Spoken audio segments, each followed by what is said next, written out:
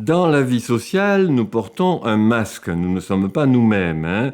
Le masque se dit en latin persona, le masque de l'acteur, d'où le mot français personnalité.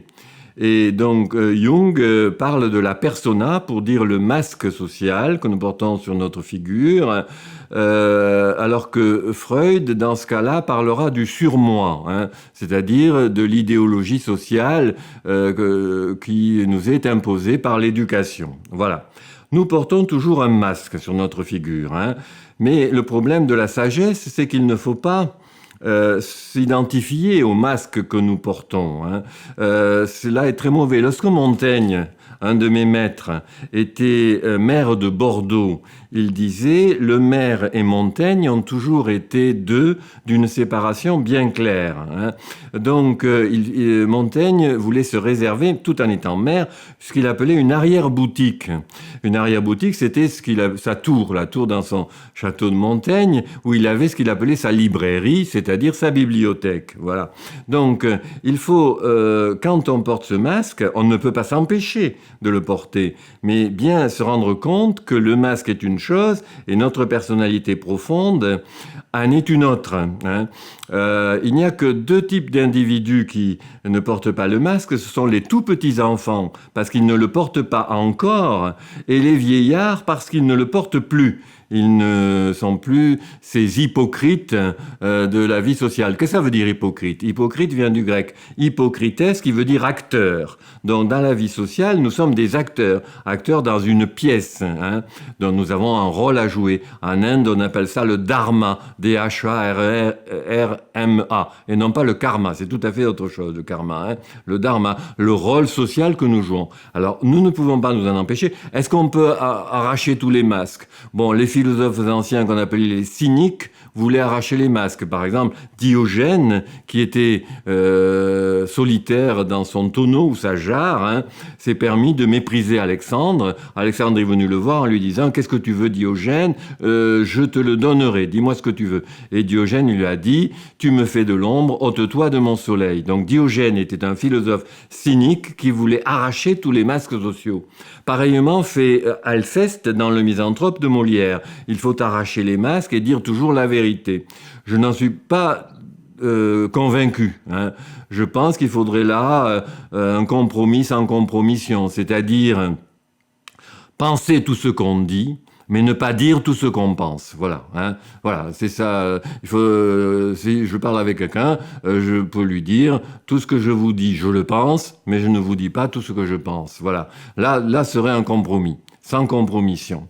Mais quoi qu'il en soit, lorsqu'on s'identifie au masque, au rôle social que l'on joue, cela pose énormément de problèmes. Alors pourquoi? Parce que parallèle au masque est ce que Jung appelle l'ombre. L'ombre. Et à l'ombre, je consacre tout un chapitre de mon livre. L'ombre, c'est tout ce que nous avons refoulé dans les choix que nous avons faits pour nous élever socialement, hein. Imaginez la vie comme une partie d'échecs, hein. Au début, tous les coups sont possibles, hein. On peut déplacer les pièces comme l'on veut.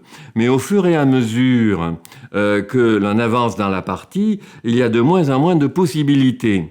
Et à la fin, il n'y en a pas beaucoup, hein, au point qu'à la fin, on va être squeezé, comme disent les Anglais, hein, c'est-à-dire acculé à la mort, échec et mat en quelque sorte, hein. Donc, dans la vie, on fait des choix, hein, on fait des choix. Tout choix est une exclusion, hein. Spinoza le dit très bien, il le dit en latin, hein, omnis determinatio est negatio. Donc, choisir, c'est d'éliminer. Si je choisis une femme brune, j'élimine les femmes rousses, les femmes blondes, etc. Alors, vous me direz, il y a des perruques aujourd'hui. Moi, je veux bien. Mais disons que si je choisis une européenne, j'élimine les asiatiques, j'élimine les femmes noires, etc. Bref, je fais des choix. Si je choisis tel métier, j'éliminerai telle chose. Par exemple, je voudrais être artiste, mais mes parents m'ont persuadé que cela ne rapportait pas d'argent et donc je vais devenir banquier ou bien commercial, comme on dit. Alors là, j'aurai un rôle social, un masque bien établi. Mais mon ombre va être de plus en plus opaque parce que ce qui en moi demandait à s'épanouir a été refoulé, hein. Alors, plus on avance dans la vie, plus l'ombre devient opaque, plus elle devient obscure. Les petits-enfants n'ont pas d'ombre, ils n'ont pas refoulé. L'adolescent ont une ombre un petit peu légère peut-être, mais plus on avance, plus l'ombre s'opacifie et plus finalement elle est difficile à porter. Alors, si je m'identifie trop au masque, à ce moment-là, je risque de devenir la proie pour l'ombre. C'est-à-dire, l'ombre peut me submerger d'un seul coup. Et c'est ce dont je parle dans le chapitre intitulé « La crise de la mi-vie », la moitié de la vie. Parce que c'est là qu'est la crise, au sens du mot grec « krisis », qui veut dire le jugement. Qu'est-ce qui se passe à la moitié de la vie ? On a déjà son rôle social, sa persona, son masque est bien établi. On a une famille, on a des enfants, on a une femme, on a une voiture, on a une maison, on a tout cela. Bon, eh bien au milieu de la vie, on peut se dire d'un seul coup, mais à quoi sert tout cela ? Quel est l'intérêt d'avoir tout cela ? Et alors arrive ce que la Bible appelle le démon qui ravage à midi. Le démon de midi. Alors attention, le démon de midi, c'est pas seulement un homme d'âge mûr qui s'en va avec une jeunesse. C'est pas seulement ça. Ça, c'est le sens petit bourgeois. Ça peut être ça. Ça peut être ça. Mais cela n'est pas que ça. Alors, en tant que photographe, Sandy, vous savez bien, ou en tant que cinéaste, qu'il ne faut jamais tourner à midi parce que à midi, le soleil est zénital, il nous surplombe.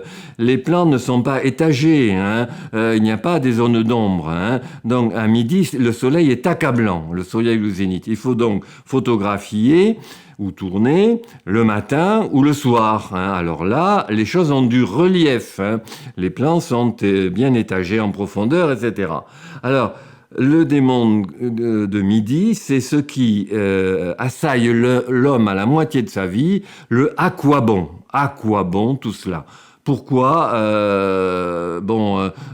continuer à vivre cette vie factice Donc, il suffit de lire la Bible. La Bible le dit. C'est ce que l'on appelle l'achédia, l'acédie. Donc, dans les psaumes de David, vous avez cette situation qui est formalisée. De chagrin, mon âme ne dort plus. Apo akédias. Alors, dit la Septante, c'est-à-dire la traduction grecque de la Bible juive au IIIe siècle, avant Jésus-Christ, la Bible d'Alexandrie. Donc, le mot hébreu est traduit par akédias. Alors, le mot acédie, A-C-E, accent aigu, D-I-E, il est peu connu. Mais il veut dire, en théologie par exemple, le dégoût des choses, le taidium vitae, le dégoût de la vie, le taidium sui, le dégoût de soi, vous voyez, c'est ça l'acédie. En grec, ça veut dire ne s'intéresser à rien. Il y a un alpha privatif, akédein, ne s'intéresser à rien, n'avoir de goût pour rien. Voilà. Alors qu'est-ce qui peut se faire ? On peut continuer à jouer le rôle, à porter son masque, mais on le portera de façon artificielle. Et ça fera peut-être illusion en société, mais pas à l'intérieur de sa maison. Donc, un tel qui portera le masque social et qui sera admiré par les tiers, les gens de la société, parce que, par exemple, il est très écoutant, il écoute beaucoup ses subordonnés, il est très dans sa vie sociale, il est comme il faut. Chez lui, il peut se comporter comme un tyran domestique, un petit bourreau qui tyrannise sa femme, ses enfants, etc. Un petit monstre fascisant. Donc, pour savoir si un homme vit encore, il ne faut pas voir l'image qu'il donne en société, mais il faut interroger ses proches. Parce que quand on entre chez soi, alors le masque tombe. On n'est plus obligé de jouer la comédie, on ne fait plus l'hypocrite ou l'acteur dont je parlais. Vous savez, Sandy, il y a des étoiles que nous continuons à voir alors qu'elles sont mortes depuis longtemps du fait de la vitesse de la lumière. Leur lumière nous parvient encore, mais depuis longtemps, elle n'existe plus. Eh bien, beaucoup d'êtres à la mi-vie sont comme ça, des adultes, si vous voulez. Arriver dans la vie. Oui, on dit arriver, arriver, mais dans quel état on arrive ? Vous voyez, c'est ça le problème. Je voudrais arriver, mais dans quel état ? Je voudrais devenir quelqu'un. Mais qui ? Vous voyez ? Donc, on peut continuer à faire illusion, comme les étoiles mortes. Mais en fait, très souvent, cela va s'écrouler. Et cette ascension sociale, qui a été bénéfique dans la première moitié de la vie, elle va s'achever par une chute. Vous voyez, la vie, c'est un peu comme la course du soleil, hein. Le matin, le soleil s'arrache à l'horizon, il monte jusqu'au zénith, c'est son ascension. Et ensuite, dans la moitié de la vie, le soleil va redescendre pour, au crépuscule, disparaître derrière l'horizon, dans le pôle opposé. Eh bien, la vie humaine, c'est pareil, hein. Il y a une première moitié où la persona va s'édifier, où on va se construire, et la deuxième moitié où on se rend compte que finalement, cela n'est pas l'essentiel. Et alors, il faut faire une redescente, hein. Il faut faire un retour à quelque chose de perdu. Sinon, l'ombre va nous submerger. Et alors, on va être dans une dépression. La dépression nerveuse, c'est ça. Alors, vous voyez, Sandy, j'ai parlé de la Bible, des psaumes de David, hein. La dépression, il faut la penser avec un E avant de la penser avec un A, avec un pansement par les antidépresseurs, etc. Alors je sais bien, je suis lucide.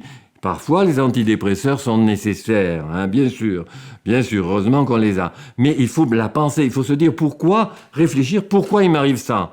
C'est peut-être parce que mon ombre a été trop longtemps négligée, refoulée, vous voyez. Alors, relire les psaumes dans la Bible, c'est aussi utile que de prendre, je ne sais pas moi, l'antidépresseur à la mode. Vous voyez, hein, le dernier antidépresseur à la mode. Puisque je ne cite pas de marque, puisque c'est interdit de citer les marques, hein. Donc, voilà. Alors, pour éviter cette chute, enfin, elle arrive cette chute, pour éviter qu'elle ne soit subie, il faut l'organiser. Et c'est pour ça que dans le chapitre suivant, la crise de la mi-vie, je répète que crise, c'est le jugement, hein, le jugement qui nous